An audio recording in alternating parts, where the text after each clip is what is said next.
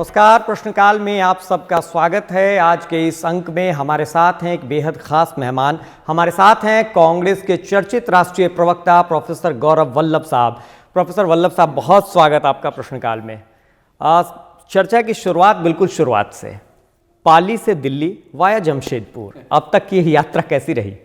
देखिए, पाली जोधपुर के पास एक ज़िला है और मेरे माता पिता दोनों वहाँ शिक्षक थे, तो मेरी आरंभिक शिक्षा वहीं के स्कूलों में हुई और उसके बाद कॉलेज की और आगे की शिक्षा कई दूसरी जगहों से हुई। मैंने चार्टर्ड अकाउंटिंग परीक्षा पास की, कंपनी सेक्रेटरीशिप की, LLB किया, फिर PhD की, फिर US से मास्टर्स किया फाइनेंशियल रिस्क मैनेजमेंट में।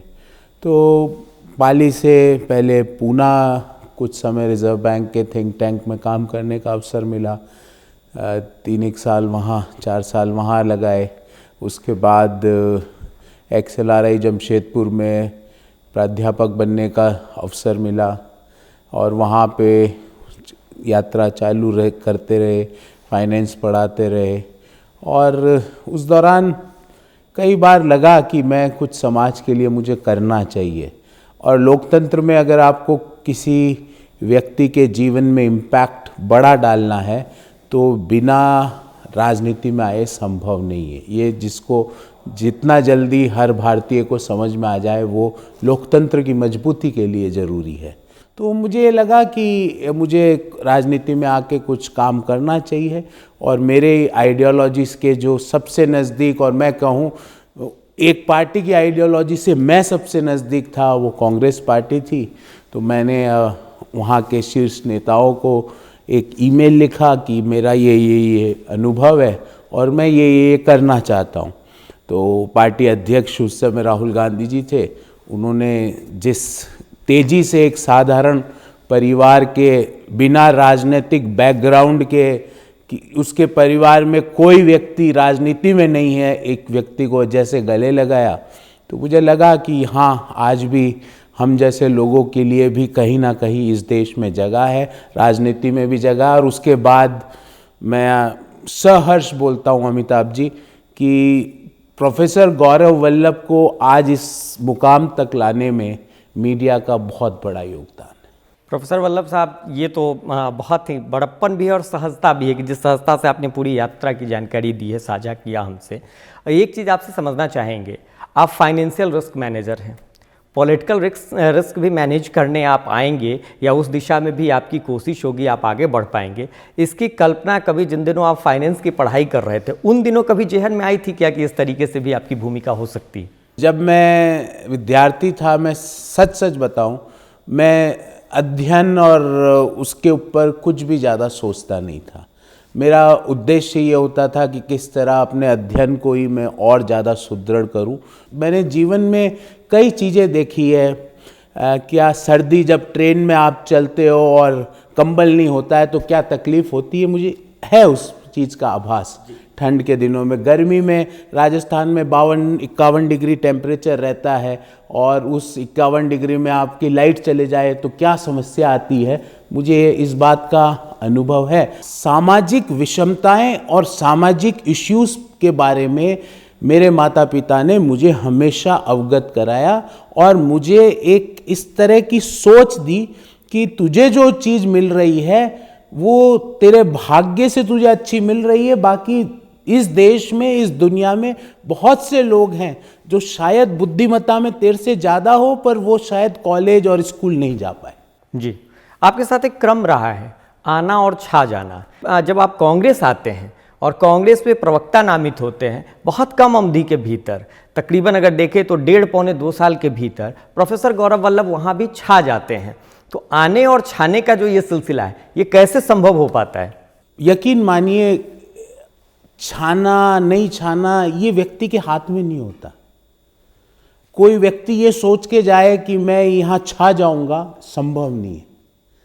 मैं जैसा हूँ वैसा ही हूँ। मैं आपसे बात आपसे कर रहा हूँ, उतनी सहजता से बात, शायद ये कैमरे नहीं होंगे तो भी मैं वैसी ही बात करूँगा। मैंने अभी जमशेदपुर पूर्व से MLA का चुनाव लड़ा, मैं हार गया उसमें। जब मैंने नॉमिनेशन का एक फॉर्म होता है तो उसके अंदर आपके परिवार के लोगों की संपत्तियों का ब्यौरा देना पड़ता है। आपके दर्शकों से मैं पूछता हूं, जरूर सोचिएगा कि क्या एक मुख्यमंत्री की और उनकी पत्नी की और उनके बच्चों की कुल संपत्ति 65 लाख रुपए हो सकती है? अगर आपको यकीन है हो सकती तो मुझे भी है।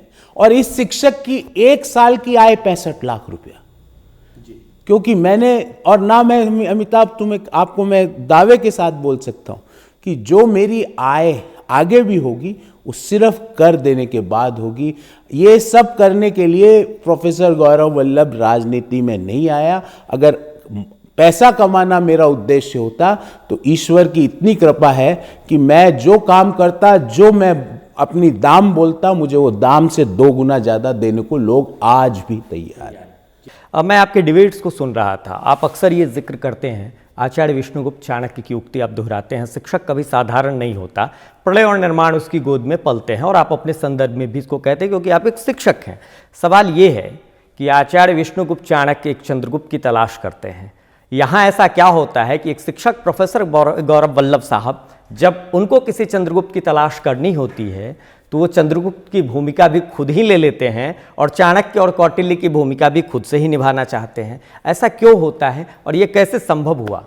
देखिए, किसी व्यक्ति को चाणक्य के बराबर उसका कंपैरिजन करना, भले ही वो प्रोफेसर गौरव वल्लभ हो या कोई और हो, तो मुझे लगता है चाणक्य एक महान व्यक्ति थे। और मुझे नहीं लगता कि जितने लोगों को मैं जानता हूँ इस समाज में, उसका 1% भी त्याग जो चाणक्य ने किया, उससे 1% भी त्याग आज के मैं जिन लोगों को जानता हूं वो नहीं कर सकते, इंक्लूडिंग मी। मैं अपने आप को भी उसी समाज का हिस्सा मानता हूं। गौरव जी, इससे जुड़ता हुआ एक सवाल और भी है। चलिए चाणक्य को किनारे करते हैं, आप सर्टिफाइड फाइनेंशियल रिस्क मैनेजर हैं। उसके तौर पर पॉलिटिकल सिनेरियो में अगर देखें तो जो पार्टी सबसे ज़्यादा रिस्क जोन में रहे, जब वो रिस्क जोन में पहुंची तो उस वक्त वहां आप पहुंचते हैं और आप पार्टी के प्रवक्ता होते हैं। उसके बाद जो आपका असर है वो देश और दुनिया उस असर से वाकिफ़ है। राहुल गांधी में चंद्रगुप्त होने की कितनी संभावना आप देखते हैं? देखिए, मैंने कई दफ़ा इस बात को बोला कि आप किसी व्यक्ति को क्रिटिसाइज़ करिए, लोकतंत्र है, पर आप उसको कितना जानते हो। मैं उन सब लोगों से पूछता हूँ, मैंने आज तक मोदी जी के लिए अपशब्द नहीं बोला, ना बोलूँगा, क्योंकि वो मेरे देश के, जिस देश में मैं सांस ले रहा हूँ, ये प्रोग्राम कर रहा हूँ, वो मेरे देश के प्रधानमंत्री है। उनको गाली देना मतलब मैं अपने आप को गाली दे रहा हूँ। मैं अपने आप को क्यों गाली दूँ? और अगर कभी मैं उनको क्रिटिसिज्म करता हूँ तो उनकी पॉलिसीज़ का करता हूँ।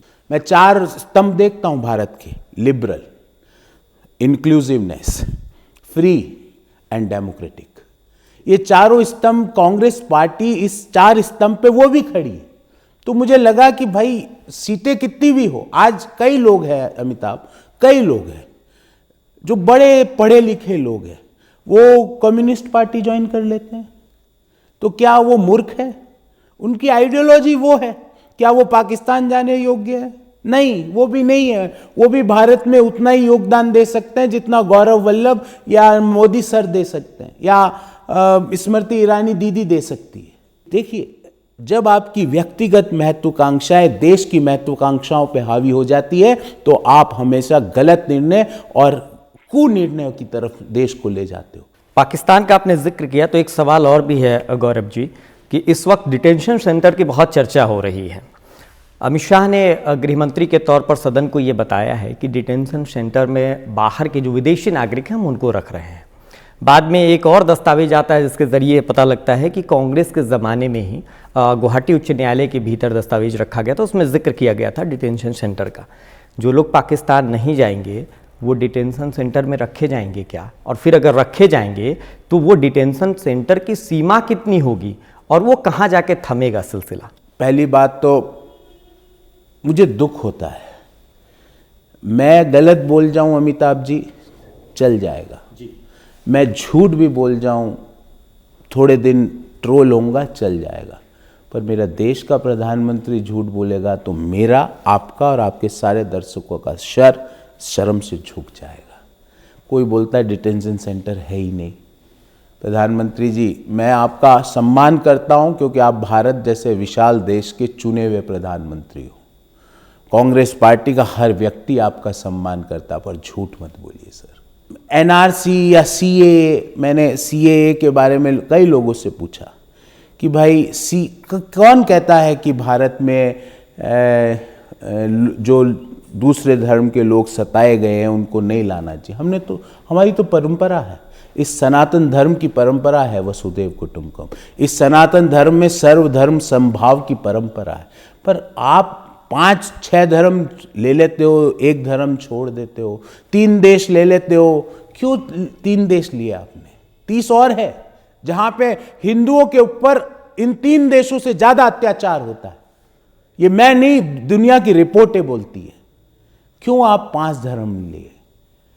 आंखें बंद करके सोचिए कि क्या सीएए करना संविधान की प्रियम्बल का अपमान है कि नहीं। आपको जवाब पता है, सरकार में बैठे लोगों को जवाब पता है, पर चुनाव की बाध्यता, चुनाव के जीत हार से जो आप ग्रसित हो जाते हो तो भारत का निर्माण नहीं कर पाओगे आप। गौरव जी, लेकिन सरकार की तरफ से जब भी बयान दिया जाता है, प्रधानमंत्री हो या गृह मंत्री हो, अक्सर ये कहा जाता है कि दरअसल नागरिकता संशोधन विधेयक और बाद में कानून अब जो लागू है, अधिनियम को दरअसल लोग समझ नहीं पा रहे हैं। कांग्रेस और तमाम विपक्षी पार्टियां भ्रम फैला रही है। एक सवाल तो ये, इससे जुड़ता हुआ दूसरा सवाल ये है, आपने एनआरसी का जिक्र किया तो सरकार का पक्ष ये है कि एनआरसी असम समझौते की वजह से है और उसकी बुनियाद राजीव जी की वजह से है।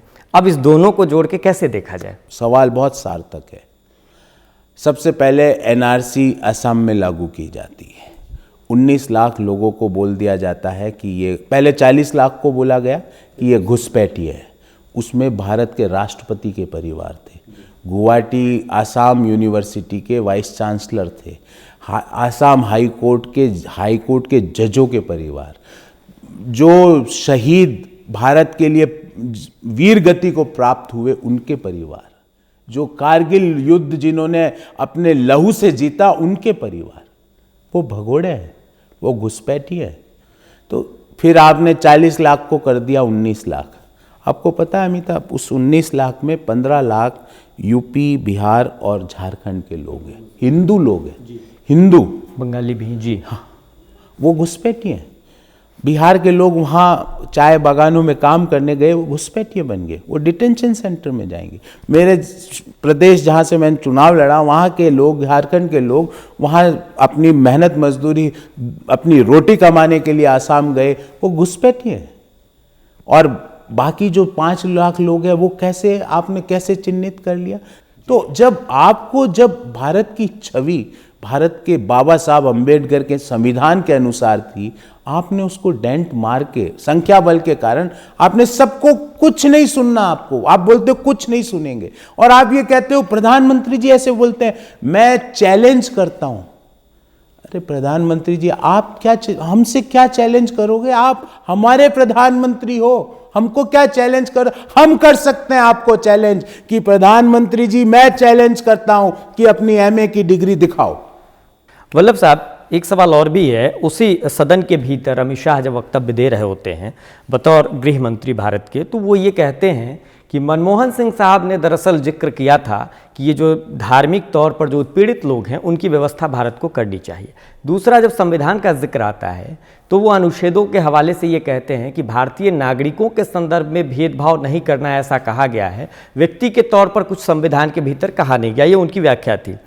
तीसरी बात, इन दोनों को जोड़ के अगर देखा जाए तो वो ये कहते हैं कि जन लोकपाल का जब आंदोलन हुआ था तो कांग्रेस ने रामलीला मैदान में लाठियां चलवाई थी, रामदेव को जान बचा के भागना पड़ा और अन्ना का आंदोलन देश ने देखा है। आपातकाल जिस पार्टी ने देश के ऊपर लगाया था उनको संविधान पर बात करने का अधिकार नहीं है। अब इन तर्कों को किस तरीके से देखा जाना चाहिए? पहली बात तो मैं हर चीज़ का जवाब दे सकता हूँ, पर मैं 1 मिनट के लिए मान लेता हूँ कि हमारे गृह मंत्री ने जो कहा वो सच है, मान लिया। तो मेरा आधार ये है कि अगर मेरे पिताजी ने तुम पे दमन और शोषण किया तो मैं भी करूँगा। उनका कहने का अर्थ ये है, उनका कहने का अर्थ ये है कि हमारे पूर्वज ने जो काम किया वो अब मैं भी करूँगा। क्योंकि मुझे उस अधिकार से आप वंचित नहीं रख सकते। क्या बचकानी बातें हैं। और मैं उनको बताना चाहता हूँ, रामलीला मैदान की और वहाँ पे लाठियाँ बरसाने की और लाठियाँ मारने की, देश ने देखा कि स्वामी रामदेव जी कौन है। मैंने नहीं देखा, पूरे देश ने देखा। 6 साल में महिलाओं के ऊपर इतना अत्याचार हुआ। सेनगर जैसे अपराधियों के बारे में बाबा रामदेव ने एक वक्तव्य दिया। तो ये बात बाबा की। दूसरा, आपने कहा कि साहब हमारा तो इमरजेंसी लगाई थी तो इसलिए अब अमित शाह जी ने कहा अब हम लगाएंगे। अरे अमित शाह साहब, इमरजेंसी के हालात और आज के हालात, उस समय का भारत और आज का भारत, आप किस पैरामीटर पे देख रहे हो? और इमरजेंसी के कारण भी देख लेना आप। फिर आपने एक स्टेटमेंट दिया, आखिरी में उन्होंने कहा कि भारतीय नागरिक के संदर्भ में हाँ, धार्मिक भेदभाव नहीं हो सकता, मनमोहन व्यक्ति सिंह, के तौर पर कुछ नहीं कहा गया। मनमोहन सिंह जी का, हाँ, मनमोहन सिंह का भी जिक्र। मनमोहन सिंह जी ने कब ये कहा कि सिर्फ ये धर्मों को लेके आओ? उन्होंने कहा धार्मिक आधार पे उत्पीड़न हो रहा हो, उन सब लोगों के लिए भारत के दरवाजे खुले हैं। मैं भी बोल रहा हूं, जो घुसपैठिए गलत तरीके से घुसे हैं उनको निकालो, मैं भी बोल रहा हूं। पर ये धर्म का है आजा, ये धर्म का है आजा, ये धर्म का है जा। अरे कहां जाए? आंखें बंद करके अपनी अंतरात्मा से पूछिए कि जो आपने किया वो सही था क्या? और आप कहते हो संविधान में वहां, अरे पहला पेज एक बार फिर पढ़ना जी। तो माननीय ऐसी बातें ना करें। आपको संख्या बल पे आप कुछ भी करना चाहते हैं, हो सकता है, ऐसी व्यवस्थाएं हैं, पर आप भारत की अंतरात्मा पे चोट पाके, उसकी अंतरात्मा को मार के अगर आपने राज भी कर लिया ना माननीय, तो ना तो आपके गुरुओं को ना आपके परिवार को आप पे गर्व होगा। पूर्वोत्तर भारत के कई लोग इस स्वर को बुलंद कर रहे हैं। वो कह रहे हैं कि हम अपने राज्य को धर्मशाला नहीं बनने देंगे। एक अलग बात है कि हमारे देश में धर्मशाला भी है जहां तिब्बत की निर्वासित सरकार चल रही है, हमने उनको भी बसाया है। तो ये जो परिस्थितियां, तो क्या फिर ये नहीं होगा कि हम अपने देश को धर्मशाला बनाने की दिशा में आगे बढ़ गए? सबसे पहले हमें हमारे लोगों के लिए क्वालिटी ऑफ लाइफ को इम्प्रूव करना है। हमारे लोगों के पास रोजगार नहीं है। आप कॉलेज छोड़ दीजिए, आप 18 से 25 वर्ष के युवाओं और युवतियों का एक सैंपल लीजिए, छोड़ दीजिए कोई भी गवर्नमेंट डाटा को। एक कॉलेज चले जाइए और पूछिए कि किसने पिछली साल ग्रेजुएशन किया, उन 100 लोगों की लिस्ट लीजिए और अब उनको सबको फ़ोन करके या उनके घर जाके पूछिए। 80 लोगों के पास, 90 लोगों के पास रोज़गार नहीं होगा। तो मैं कब कह रहा हूँ ये करो?